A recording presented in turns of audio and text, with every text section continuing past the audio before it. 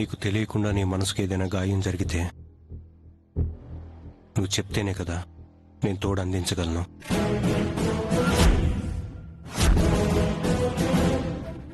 అంటే నేనేదైనా మీ దగ్గర దాచానని మీరు అనుకుంటున్నారా? చెప్పలేక కుమిలిపోతున్నావేమో అనుకుంటున్నాను.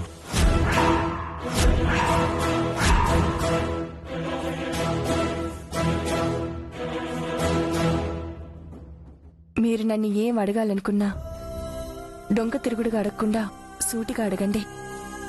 నువ్వు అక్కడున్న 3 రోజులు రాజశేఖర్ నిన్నేమైనా హింసించాడా? నీ మనసుకు ఏదైనా కష్టం కలిగేలా ప్రవర్తించాడా? వేరే విధంగా ఏమైనా ఇబ్బంది కలిగించాడా?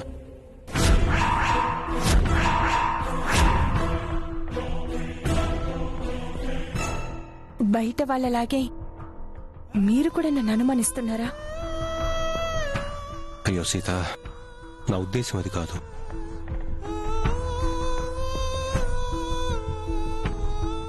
ఏదైనా ఉంటే నువ్వు ఒంటరిగా బాధపడద్దు. నీకు అండగా నేనున్నాను. నాతో ధైర్యంగా నువ్వు మాట పంచుకోవచ్చు అని చెప్తున్నాను. మీ దగ్గర నేను ఎప్పుడైనా ఏ విషయమైనా దాచానా అండి?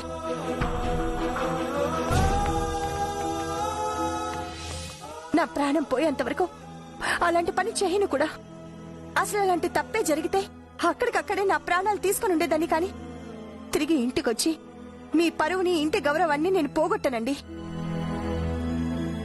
అంత దూరం ఎందుకు ఆలోచిస్తున్నావు సీత? ఎందుకు నన్ను అపార్థం చేసుకుంటున్నావు? నేను మంచి ఉద్దేశంతోనే అడుగుతున్నాను. అడిగే మాటలో పెడార్థాలు కనిపిస్తే అపార్థాలే వస్తాయండి.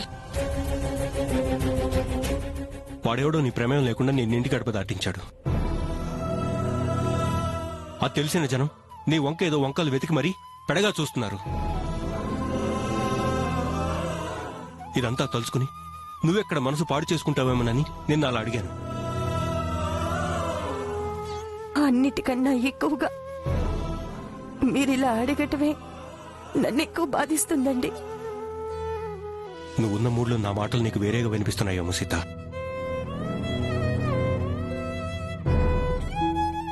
నేనెంతకన్నా ఏమీ చెప్పలేను. నువ్వు ఎలా తీసుకున్నా నీ ఇష్టం.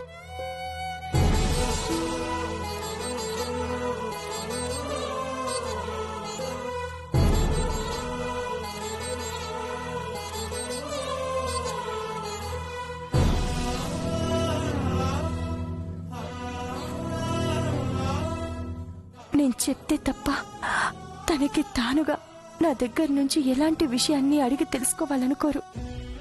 ఇలా అడగడం నిజంగా నన్ను ఓదార్చటానికేనా, లేక ఈయనలో కూడా ఆ రాజశేఖర్ మాటలు నమ్మి అనుమానపు బీజం మొలకెత్తిందా? అందులో అనుమానం ఏముంది సీత?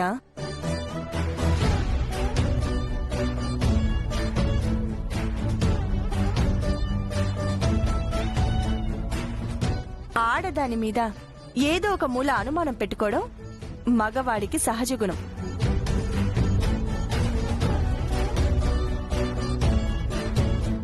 ఇందులో ఎలాంటి పురుషోత్తమునికి కూడా మినహాయింపు లేదు సీత. వేరే వాళ్ళ సంగతేమో కాని నా భర్త అలాంటి వారు కాదు. భార్యనైనా సంపూర్ణంగా నమ్ముతారు. నువ్వు నీ భర్తనలా నమ్మడం నీ అమాయకత్వం.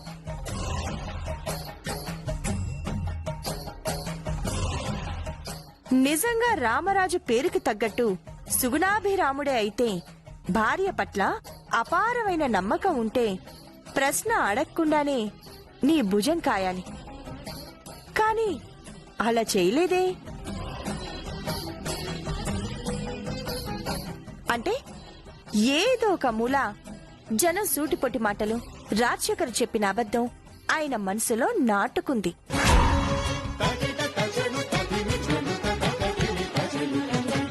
అలాంటివి మనసులోకి రానివ్వని మనిషికి అలాంటి మాటలు నాటుకునే ప్రసక్తి ఎక్కడుంటుంది?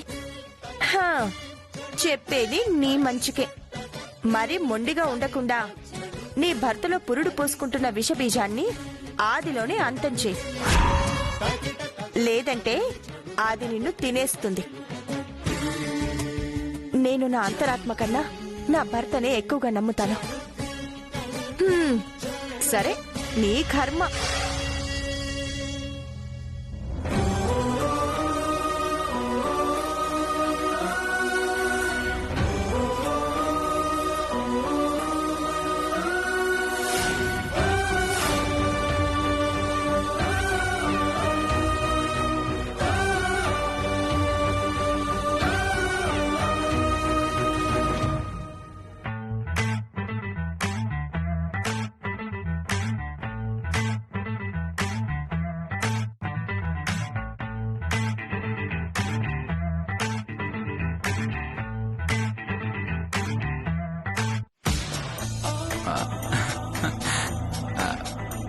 దాక్షాయిని, ఏంటండి? నువ్విలా ముస్తాబైతే నీ అందాన్ని చూసి స్వర్గంలోని రంభ కూడా ఈర్ష్యపడుతుంది తెలుసా? ఆహా, చంద్రుడు సిగ్గుపడి అలా మబ్బుల చాటుకు వెళ్ళిపోతాడు. ఓహో, కలువ పూలు కుళ్ళుకుని కళ్ళెర్ర చేస్తాయి. ఏదైనా రొమాంటిక్ నవల్ చదివారా? అబే లేదే, ఎందుకలా అడిగావు? ఎన్నడూ లేంది నా అందాన్ని ఉపమానాలతో అసమానంగా పొగుడుతుంటేను. భార్య రంభలా అలంకరించుకుంటే భార్యని చూసి భర్త మన్మధుడై ఆ అందాన్ని కొనిహాడాలి అని తహతహానంద స్వామీజీ బోధించారు. ఉమ్,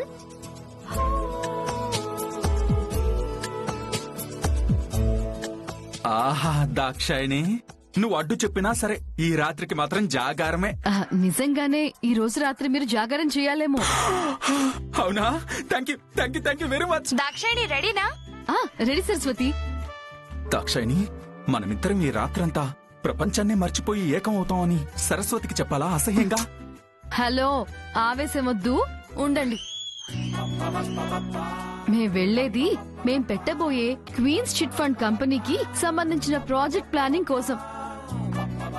అవును బావగారు, మీరు బయటికి వెళ్లి శ్రవణ్ దగ్గర పడుకోండి, మేమిద్దరం ప్రాజెక్ట్ వర్క్ చేసుకుంటాం. రాత్రిపూట ప్రాజెక్ట్ వర్క్ ఏంటమ్మా? రేపు ఉదయం చేసుకోవచ్చు కదా? రేపు ఉదయం ఉండే పనులు రేపు ఉదయం ఉన్నాయి బావగారు, అందుకే ఇప్పుడు పెట్టుకున్నాం. ఇదిగో తీసుకోండి. అర్థమైందిగా, ఇక దయచేయండి.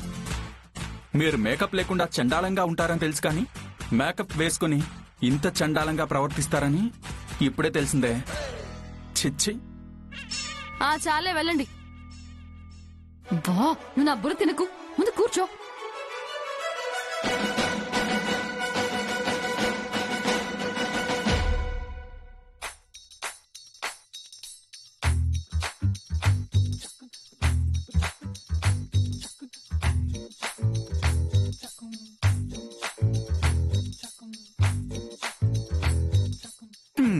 ఛ.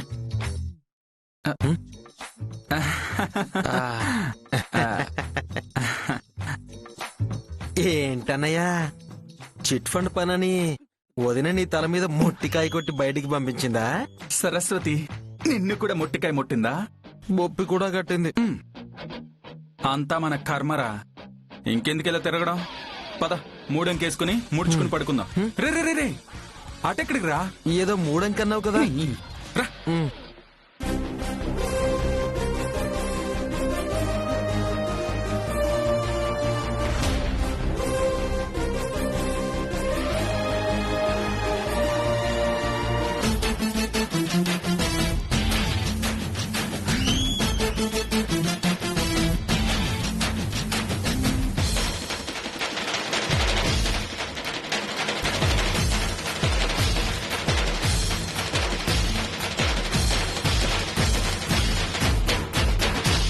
శ్రీమద్రమారమణ గోవింద హరి గోవింద గోవింద.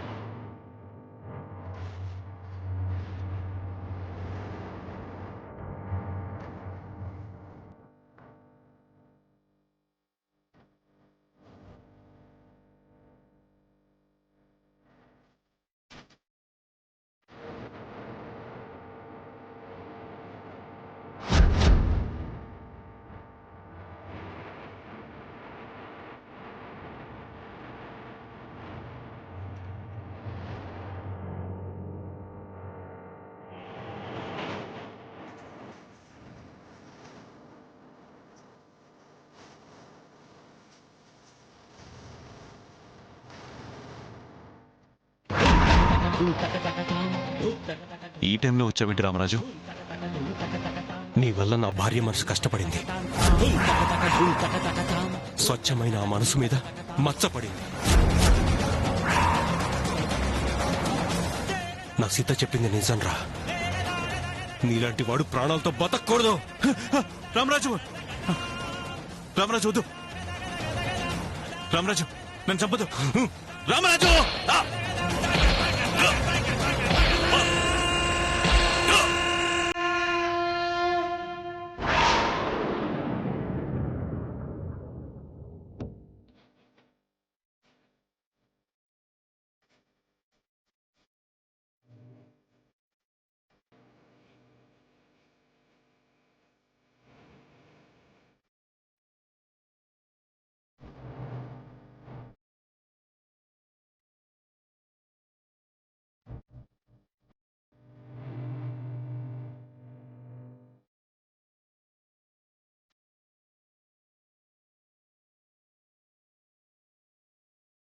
ఏంటి ఇలాంటి పీడకలు వచ్చింది? ఒకవేళ నా భర్త ఆ రాజశేఖర్ మీద దుర్వేషం పెంచుకుంటున్నారా? ఆవేశంలో నా కళ అయితే నిజం చేయరు కదా? దేవుడా, ఎటువంటి అనర్థం జరగకుండా చూడు.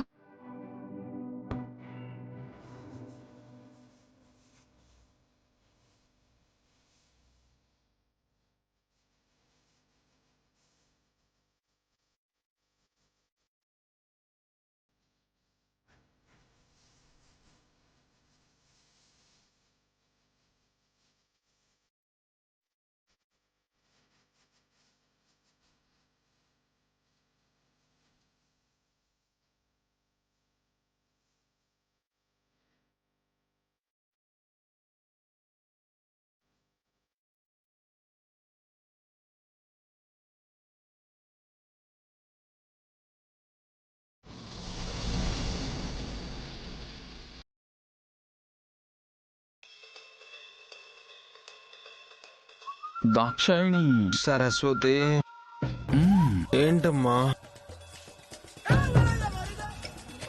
సున్నితంగా మెత్తగా మల్లెపూల ఉండాల్సిన నీ చెయ్యి ఏంటి సరస్వతి? మా శంకరన్న చెయ్యిలా మొద్దుబారింది.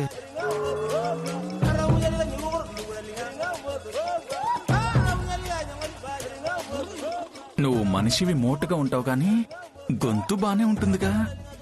సడన్ గా మా శ్రవణ్ గాడి గొంతులా రాటు తేలిందేంటి? సరస్వతి, దాక్షాయిణి. ఏంటమ్మా ఈ మధ్య జిమ్కి వెళ్తున్నావా? బాగా పెంచేసావు నువ్వు.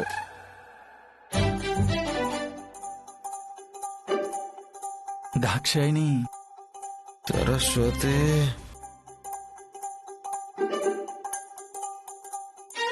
శంకర్ బాబు, శ్రవణ్ బాబు, శంకర్ బాబు, దాక్షిణి. దాక్షిణి రా. దాక్షిణి. దాక్షిణి. బాబు, దాక్షిణి. దాక్షిణి. బాబు, బాబు, దాక్షిణి. దాక్షిణి కాదు బాబు, మారుతిని బాబు. సరస్వతి, నీ స్టోన్ ఏంటి సడన్ గా మారుతిలా మారిపోయింది? సరస్వతమ్మ గారి గొంతు కాదండి, నేనే మారుతిని మాట్లాడుతున్నాను. లేవుడు బాబు, బాబు, బాబు లేవుడే, లేవుడు బాబు, లేవుడే. ఏంటి మారుతి, మంచి నిద్రపాటు చేసావు. అమ్మగారు ఆఫీస్కి వెళ్ళడానికి రెడీ అవుతున్నారండి. అయ్యగారు మిమ్మల్ని తొందరగా రమ్మంటున్నారు. సరే సరే, మేము వస్తాను, నువ్వు వెళ్ళు. త్వరగా రండి. ఎలా? మీరు మీ ఏసాలు.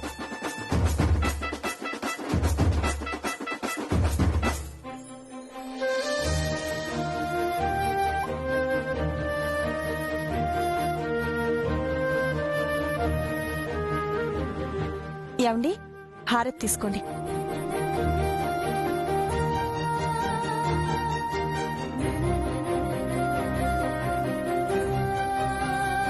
నన్ను ఆశీర్వదించండి.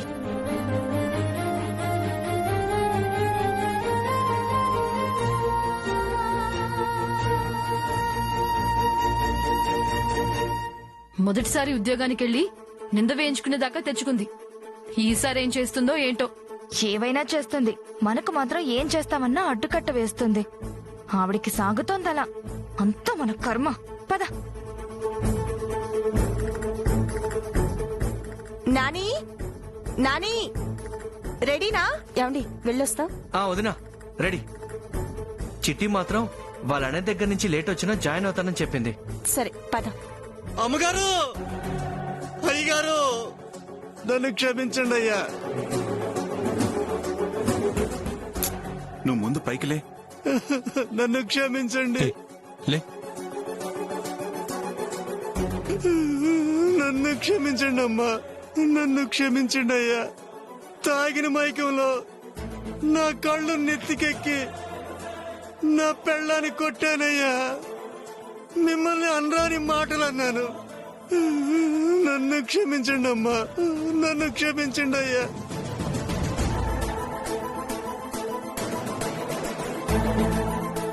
ఇలా తాగి పిచ్చి పనులు చేయకపోతే ఏదైనా పని చేసుకుని భార్యను బాగా చూసుకోవచ్చు కదా.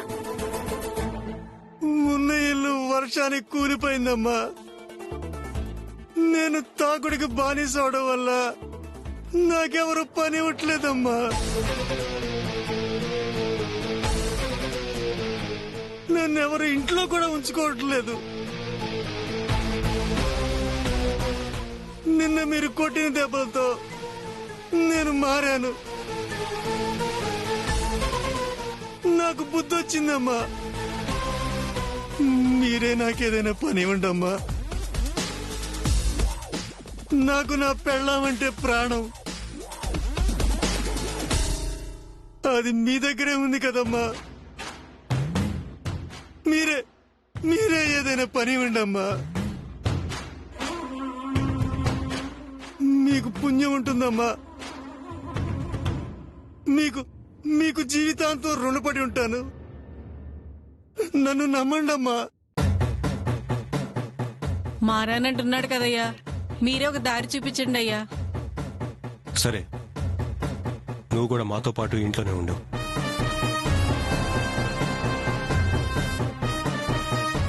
కానీ సావిత్రిని బాగా చూసుకోవాలి. చూసుకోకపోతే మాత్రం ఊరుకోను. లేదమ్మా, బాగా చూసుకుంటాను. మారుతి, వీళ్ళిద్దరికి కుటీరం లోపల ఉండే ఏర్పాటు చూడు. అలాగేనయ్యా, పదండి. దండలయ్య గారు. మేము వెళ్ళొస్తామండి. వదినా, నేను బైక్ మీద వస్తాను, నువ్వు ఆఫీస్ వెహికల్లో వెళ్ళిపో. సరే.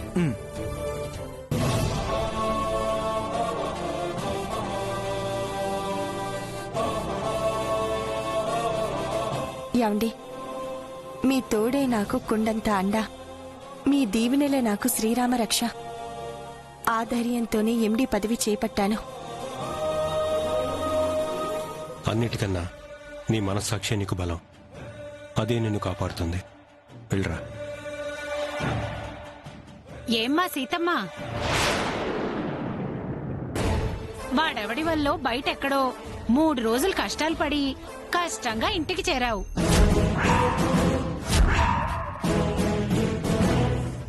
మనసుకైన గాయం పచ్చిగా ఉండగానే తగుదునమ్మా అని ఉద్యోగానికి బయలుదేరడం అవసరమా? కొన్నాళ్లు ఆ బాధ తీరేదాకా ఇంట్లో ఉండొచ్చుగా.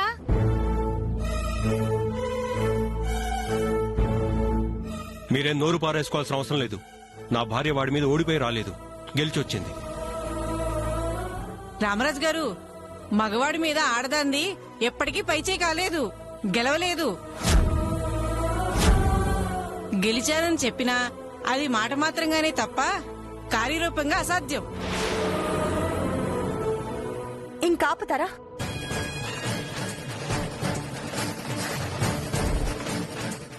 గెలుపు ఓటములనేవి ఆడ మగ అనే జాతిని బట్టి ఉండదు, పాటించే నీతిని బట్టి, వాళ్ళకున్న మేధాశక్తిని బట్టి ఉంటాయి. నోరుంది కదా అని మాట జారితే ఏదో ఒక రోజు కాళ్ళు జారి మూతి పళ్ళు రాలే పరిస్థితి వస్తుంది. జాగ్రత్త. వెళ్ళొస్తానండి.